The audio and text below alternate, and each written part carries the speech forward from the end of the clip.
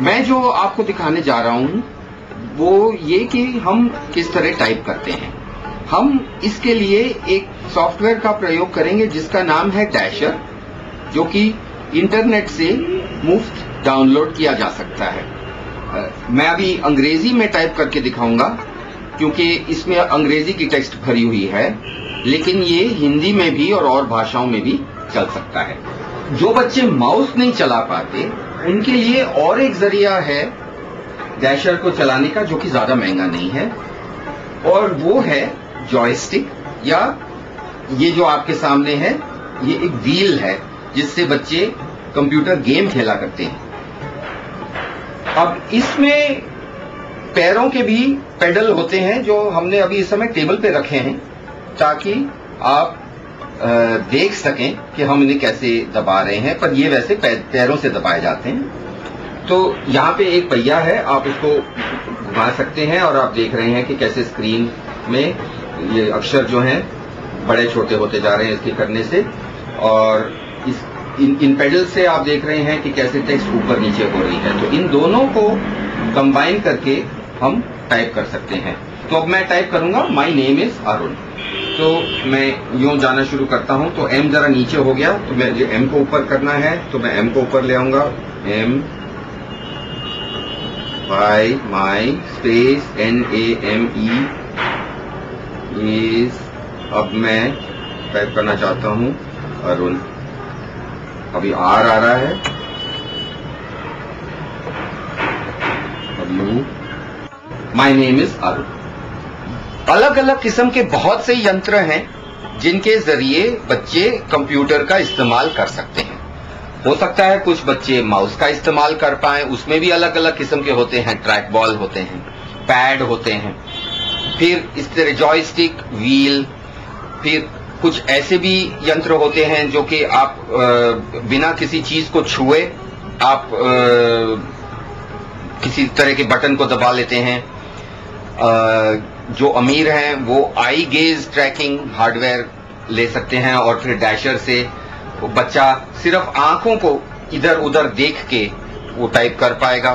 तो ये बहुत जरूरी फैसला है कि आपका बच्चा कंप्यूटर को किस प्रकार से सबसे आसानी से इस्तेमाल कर सकता है। अलग अलग बच्चों के लिए आप अलग अलग यंत्र चुनेंगे, और हो सकता है जैसे जैसे बच्चा बड़ा होता जाए उसको शुरू में इस तरह के यंत्र हो सकता है, बाद में जब वो थोड़ा सीख जाए तो सीधा कीबोर्ड पे ही काम कर पाए, पर शुरुआत में इस तरह के यंत्र लेना शायद उचित हो।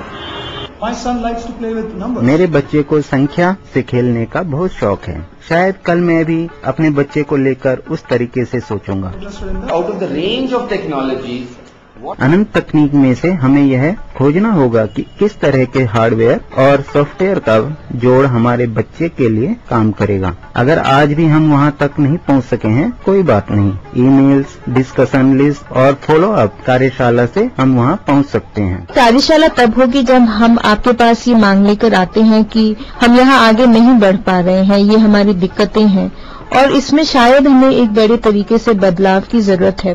मुझे लगता है कि इन्हीं स्थितियों में किसी दूसरे वर्कशॉप का कोई महत्व होगा। मुझे फॉलो अप कार्यशाला की अच्छी गुंजाइश लगती है। अगर हमें एक जैसे बच्चों को, मान लो जिनके सभी बच्चों को डैशर में रुचि हो, एक साथ 2-3 दिन की वर्कशॉप में लाएं, या फिर हम केवल इलोक्यूटर पर 2-3 दिन समय देते हैं, क्योंकि ऐसे में हर बच्चा एक ही काम करेगा। इलोक्यूटर ऐसा सॉफ्टवेयर है जो कि एक ही बटन से चलाया जा सकता है। इलोक्यूटर ऐसे लोगों के लिए है जो कि बहुत ही कम अपने आप को हिला पाते हैं या और चीजों को दबा पाते हैं। किसी भी माउस को खोल के उसके दाहिने बटन के पैरेलल में आप अगर बटन लगा लें तो आप अपने घर का बनाया हुआ बटन भी इसके लिए इस्तेमाल कर सकते हैं। इसी प्रकार पैर से, आंखों से, यहाँ तक कि आवाज से और दिमाग से भी आप इलोक्यूटर को चला सकते हैं, यदि आपके पास उसके लिए ठीक प्रकार का स्विच हो। जिन लोगों के पास ज्यादा क्षमता है वो एरो वाले जो बटन होते हैं कीबोर्ड के, उनको इस्तेमाल करके इलोक्यूटर को भी चला सकते हैं। We didn't have homogeneity and in the app एक कार्यशाला तब होगी जब हम आपके पास मांग लेकर आते हैं कि यह हमने किया, हमें यहाँ सफलता मिली या हम सफल नहीं हुए। as and when people made demands. I think you should have been little more structured then. I think मुझे लगता है कि इसको अधिक ढांचा दिया जा सकता था। ऐसी कार्यशालाएं बहुत कम होती हैं। थोड़ी तैयारी के साथ माता पिता भी बच्चों के साथ सॉफ्टवेयर के इस्तेमाल को करना जान सकते थे और इससे हमें ज्यादा से ज्यादा अभ्यास करने का मौका मिलता और यहाँ से जाने के बाद भी हम बच्चों को ट्रेन कर पाते। carry it home at the same time and they can practice it right from the day one. हर बच्चे के लिए जरूरी है कि वो दूसरों के साथ बात कर सके।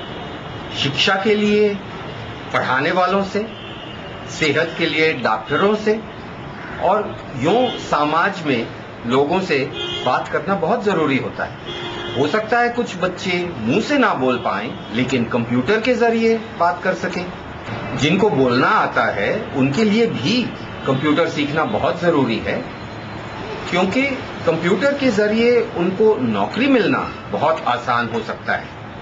मैंने बहुत से लोग देखे हैं जिनको ऑटिज्म है, जो कि कंप्यूटर का काम बहुत बढ़िया जानते हैं।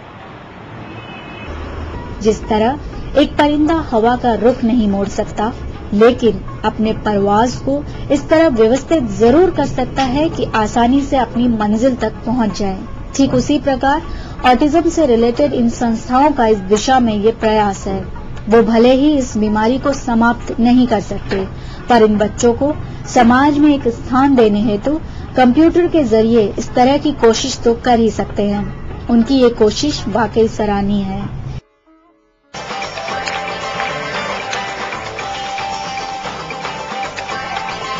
इस दिशा में पहल तो हो चुकी है, पर अभी भी बहुत कुछ करना बाकी है। आइए हम सब मिलकर इन मासूमों की जिंदगी में एक नया संचार लाएं और उन्हें जीने की एक नई राह, एक नई दिशा दिखाएं।